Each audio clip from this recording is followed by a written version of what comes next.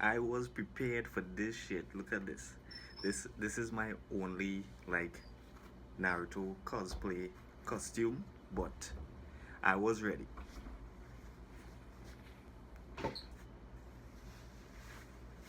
Naruto Shippuden episode 476 and 477. Let's go. Two to the one, from the one to the three. I like good pussy and I like good trees. Earlier this year, Ninja Storm 4 came out and they finished the series before the anime could, right? So people were comparing a lot of the fights to the anime, saying that the game did it better. And so far, yes, they have. The My Guy fight, that was better. The Kaguya fight, that was better. A lot of things were better. But this fight here, the anime did it best.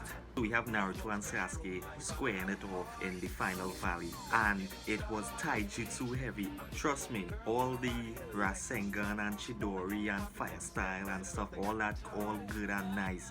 But sometimes, we want to see a little bit of hand to hand, foot to hand combat, stuff like that, because your show is based off of martial arts, and if you just keep throwing powers all the time, then what's the point of the martial arts? So they start off hard and heavy with some serious taijutsu.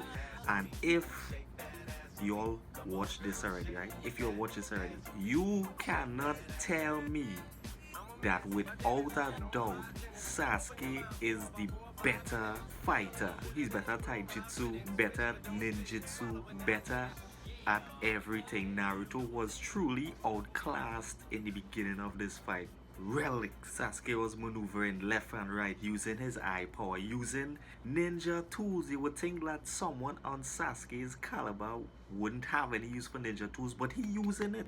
And Naruto just there with his little Rasengan and little shadow clones, his only two moves. Wow. And I know it's sounding like a real on Sasuke's side, but truth be told, he outperformed Naruto by far. There's no denying that. So they're squaring off, Sasuke doing some serious damage, and after Sasuke uses his Renegon to do the gravitational pull, pulls in all the clones and stabs them with the black flames, Yamaterasu. And this is where Naruto decides to step his game up, because apparently he wasn't going all out. So now he decides to go into his 10-tail mode, and this pushes Sasuke to bring out his perfect Susanoo. So we went from taijutsu just a bit, but it was satisfying, to the superpower clash. Now we have Nine-Tails versus Susanoo. Now this is where Naruto actually started putting in decent amount of work. Kurama was giving Sasuke's perfect Susanoo a run for his money. So there was a point where Kurama slammed Susanoo into the floor and he was charging the Bijou bomb, right? And Sasuke was just there lying down in the water like, he has no care in the world, looking like, he give up. So Naruto with his dumb ass stops the Bijou bomb, probably thinking to himself, oh, Sasuke has given up. He has seen the light. I did it. Then Sasuke with the flick of the wrist. Look at the flick of their wrist. Look at the flick of their wrist. Whoa, pull down the Raikiri. Long time we didn't see that one. Sasuke pulling back all his old moves, and Naruto is doing nothing different here, because Naruto does not have a huge arsenal of moves, but Sasuke is pulling out everything that he learned thus far. So he does the flick of the wrist and then shocks Naruto. I didn't say shit about the visuals yet, but this fight is extremely stunning. Extremely stunning, especially the light show. They now reached that point where they stall and talking and whatnot, and Sasuke is telling Naruto that he has to kill him, kill all the Kage, kill all the tail beasts to start a new world. So usually I would give Naruto shit, because I think he is not a very good character. Naruto's dream is to be the Hokage, right? Then he got sidetracked about his one friend, even though he has a village filled with friends, he got sidetracked for one friend, and this whole other half of the show is about him trying to save that friend from himself. Why? But what Naruto said was that the 5 villages came together now, so there should be peace. But then Sasuke drops that logic on him. He says that they were only together because of common enemies. They had to take out Madara, they had to take out Kaguya. That is the reason why they band together. So now that both Naruto and Sasuke took out those people, the villages could end up bickering again. There could be war again, and Sasuke is right about that. So after that little speech there, now Sasuke steps his game up again. Sasuke is the only man stepping his game up in this fight. I know it might seem like Sasuke has to step up to meet Naruto's level. That's what it might seem like to some people. But to me, it's just the guy utilizing his arsenal. Alright? So the tail beasts that he captured in the previous episodes, he now brings them to form a ring around his Susanoo and takes their chakra and puts it into his perfect Susanoo to create a brand new Susanoo Uchiha.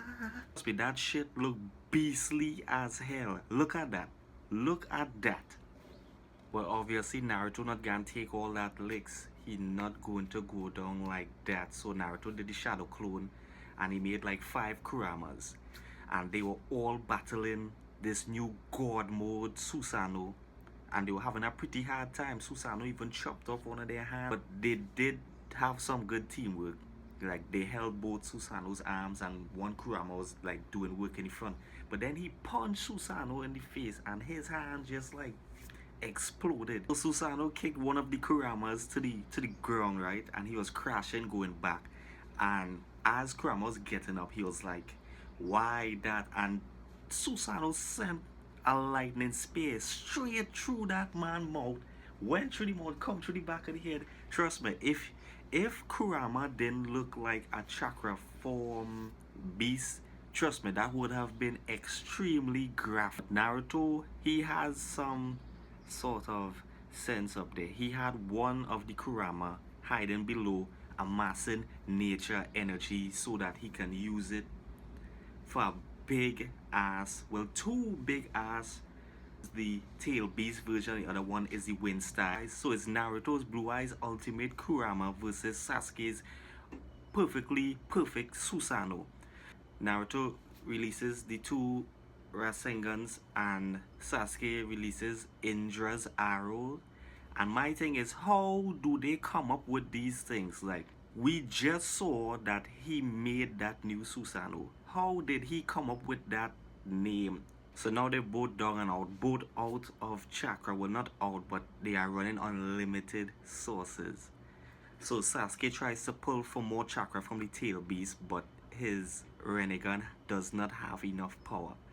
So Naruto rushes Sasuke. This part was bad. No powers, just taijutsu.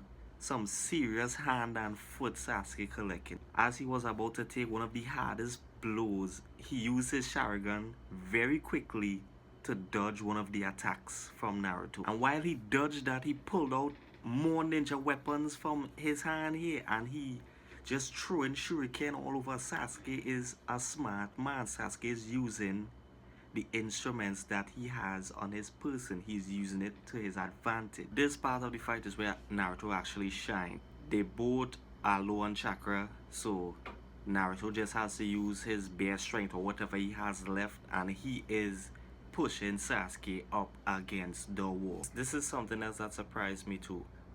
Kurama was giving Naruto the last bit of his chakra, but Sasuke Rinnegan has the power to absorb chakra from others. So Sasuke took the chakra and created a Chidori, right? So as he was going to hit Naruto, Naruto countered the blow and punched Sasuke in the chin, and Sasuke flew back into the mountain. Now that is some Tsunade / Sakura strength shit. Was he this strong? Now we have the final clash. The Sasuke Chidori with flame control versus Naruto's Rasengan with above spirit friends. All in all, trust me, it was a great fight. Obviously, I will be leaning more to Sasuke's side because I think he was better throughout most of it. Naruto had his moments, but it just was not as cool as Sasuke's moments. This was my review of episode 476 and 477. What were your thoughts on the review? Comment below and let me know. Anyways, this is Lee from WKTV signing out.